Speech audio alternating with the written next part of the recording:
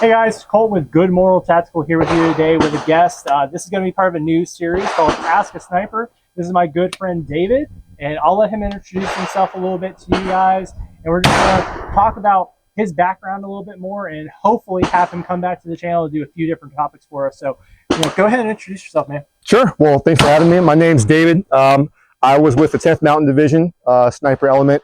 I was on the Battalion Reconnaissance Platoon. There were 6 snipers in the battalion, so I was one sniper team of 3. And I was on that team for about 2.5 years, deployed in 2013 with my sniper team. So I have a little bit of the combat side of the sniper experience as well as the training side of it as well. So, yeah. Awesome. Thanks for sharing your background. So what we're going to do is just have him kind of cover some different topics that we have heard people want, whether that's just how to get into long-range shooting, if it's how do I actually become a sniper and do that for a living, and just different kind of things that you can't necessarily find on the internet, because a lot of shooting, you can find all sorts of information. Doesn't mean it's the right information. Sure. Online, you need to actually have someone who knows what they're talking about. So who better than someone who did it for a living and served, especially when it came to long range shooting. I mean, yeah, that's absolutely an art in my personal I think so too. Yeah, for real. But so one of the big questions that I'll go ahead and ask for you in your background is, whenever you went on missions, what kind of stuff did you do when it came to those missions? And then how did you pick your specific equipment? Sure. So as far as the gear we had the M110 semi-automatic sniper system, or SAS is what we called it. Typically the spotter carries that. We can switch out if we need to, but that was his preferred weapon system for quick follow-up engagements and the fact that he can still shoot. So as opposed to just carrying a spotting scope, he could shoot and spot for me at the same time. Also, I had the XM 2010, which is chambered in 300 Win Mag. That was what I tended to carry. That was my preferred. My third option was the fan favorite, the Barrett. We had the M107, chambered in 50 cal.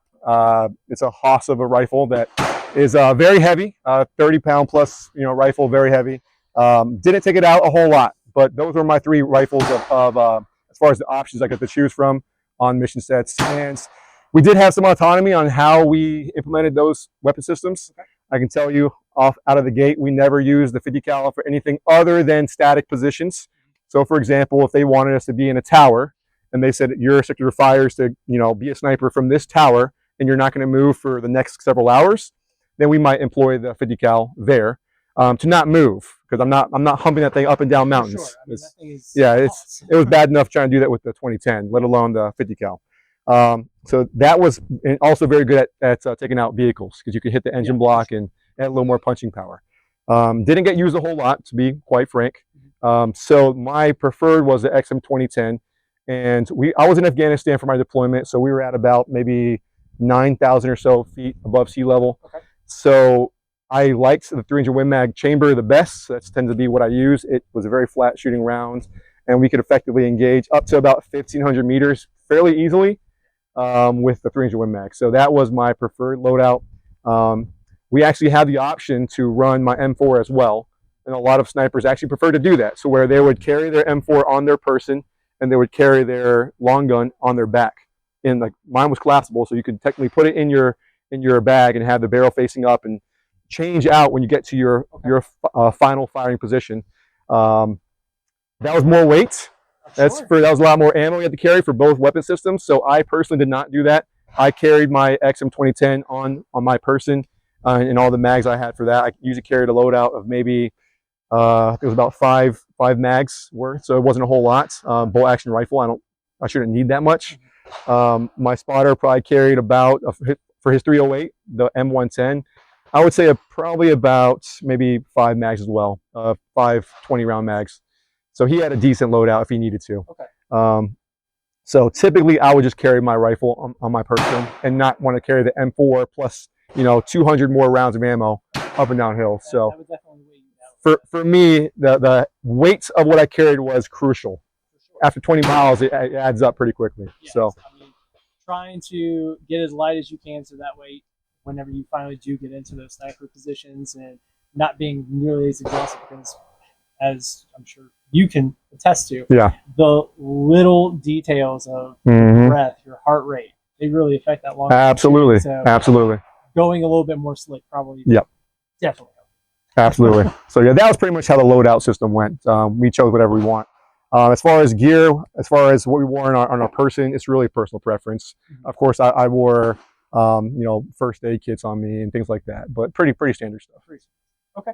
So with that in mind, translate that into kind of like the civilian market. If someone is getting into long range shooting for the very first time, Mhm. how would they choose the best caliber to start with for Okay. something for themselves? Sure. I would say you can't go wrong with 308 for a lot of reasons, economic reasons as well. It's easy to get rounds. And practically, as far as the ballistics of the round, the 308 is a perfectly fine round. My spotter used it his whole deployment. Like, that's the only rifle he ever used. And it's highly effective, without going into too much detail with that. Highly effective round.